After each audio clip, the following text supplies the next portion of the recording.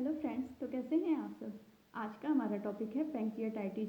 Actually एक comment में था पैंक्रियाज को ठीक रखने के लिए क्या क्या करना चाहिए। ठीक है, तो इसको एक डिजीज के थ्रू समझाती हूँ, पैंक्रियाटाइटिस के थ्रू समझाती हूँ कि अगर ये हो जाए तो क्या क्या करना चाहिए। वैसे जो मैं वेजिटेबल और फ्रूट्स बताऊँगी वो तो किसी भी कंडीशन में खा सकते हैं अगर पैंक्रियाज का प्रॉपर फंक्शन चाहते हो तो।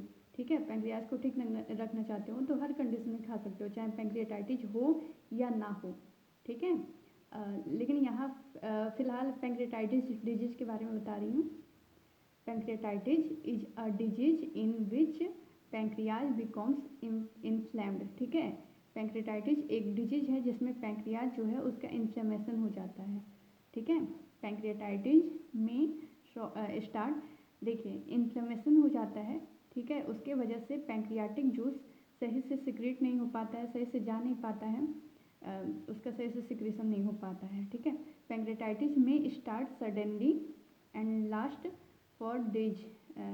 जो एक्यूट पैंक्रियाटिस होता है वो तो स्टार्ट होता है सडनली और कुछ दिनों के लिए ही होता है, बट क्रॉनिक पैंक्रियाटाइटिस जो होता है leads to permanent damage in the pancreas. Pancreas में परमानेंट डैमेज हो सकता है और या तो बहुत सालों तक पैंक्रियाटाइटिस रह सकता है। ठीक है, जो क्रॉनिक पैंक्रियाटाइटिस होगा उसमें, एक्यूट में तो कुछ दिनों के लिए भी हो सकता है। कॉजेज ऑफ पैंक्रियाटाइटिस, और इस पैंक्रियाटाइटिस का कॉजेज क्या है, क्या कारण है कि ये होता है। Heavy alcohol use in most common है। ठीक है, हैवी अल्कोहल का यूज करना ये सबसे पहला मेन कॉजेज है। ठीक है, हेरिडिटी, ये हेरिडिटी होता है यानी कि जेनेटिक्स होता है, फ्रॉम पेरेंट्स टू ऑफस्प्रिंग में ट्रांसमिट होता है। ठीक है, पैंक्रियाटाइटिस।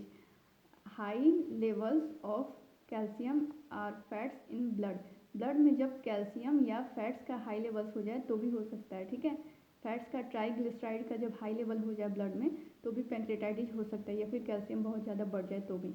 सम auto immune conditions, auto immune conditions यानी कि इम्यून सिस्टम जो खुद के ही सेल को, मान लो कि पैंक्रियाज में ही पैंक्रियाज का ही सेल डैमेज करने लगे, पैंक्रियाज का इम्यूनिटी डैमेज होने लगे तो उसके वजह से भी हो सकता है। ठीक है, सेल्फ के सेल को जब डैमेज होने लगता है तो ऑटो इम्यून कंडीशंस कहा जाता है। ठीक है, गॉल स्टोन्स, और गॉल स्टोन के कारण भी, ठीक है, गॉल ब्लैडर जो होता है उसमें अगर स्टोन्स हो जाता है वैसे तो वेस्टेज जो होता है कोलेस्ट्रॉल जैसे कि अगर वो एक्सक्रीट आउट ना हो और स्टोर होता रहे गॉल ब्लैडर में तो गॉल स्टोन हो सकता है। ठीक है, और ये भी पैंक्रियाटाइटिस और गॉल स्टोन हो जाएगा तो पैंक्रियाटाइटिस भी उसके वजह से हो सकता है। ठीक है, अच्छे से एक्सक्रीट आउट नहीं होगा वेस्टेज, फिर उसमें स्टोर होगा, गॉल स्टोन्स हो जाएगा, फिर वो सिक्रेट नहीं हो पाएगा।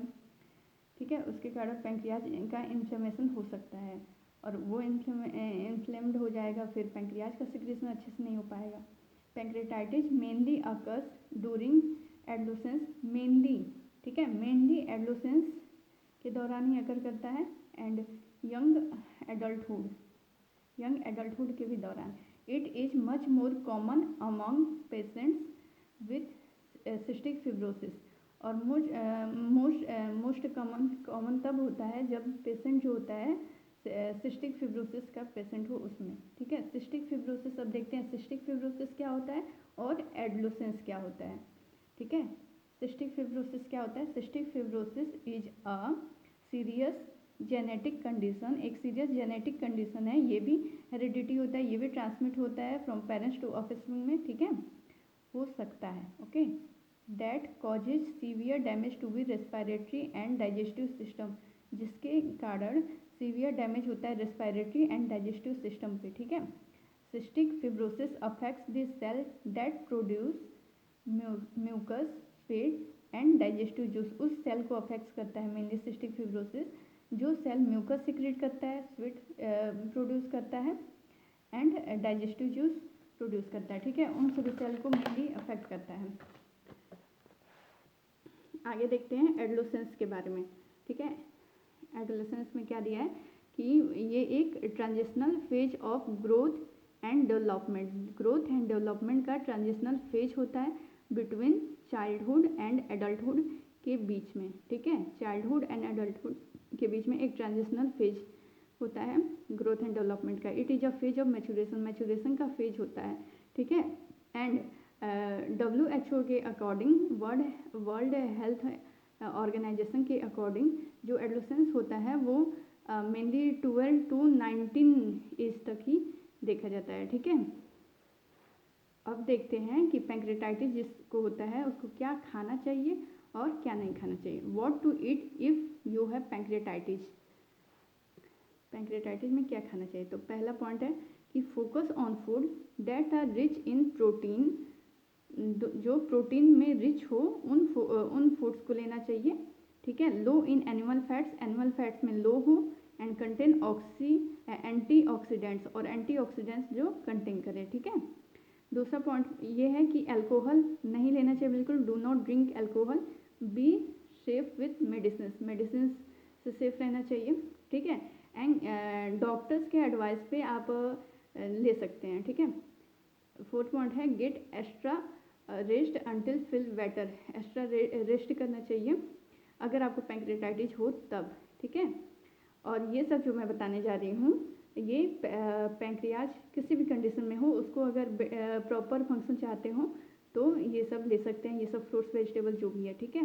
पैंक्रेटाइटिस हो या ना हो उसको ठीक रखने के लिए ले सकते हैं आप, जैसे डार्क लीफी वेजिटेबल्स, ठीक है, red berries, blue berries, sweet potatoes, grapes, carrots दो बार लिखा है, वॉलनट्स, स्पिनच, कोकम्बर्स, होल ग्रेन्स जो भी ग्रेन्स होता है, एंड पोमेग्रेनेट्स, ठीक है। ये सब जो फ्रूट्स एंड वेजिटेबल हैं जो भी, तो इनको ले सकते हैं, ठीक है। What not to eat if you have pancreatitis, अगर पैंक्रेटाइटिस है आपको तो आप क्या नहीं ले सकते हो, ठीक है।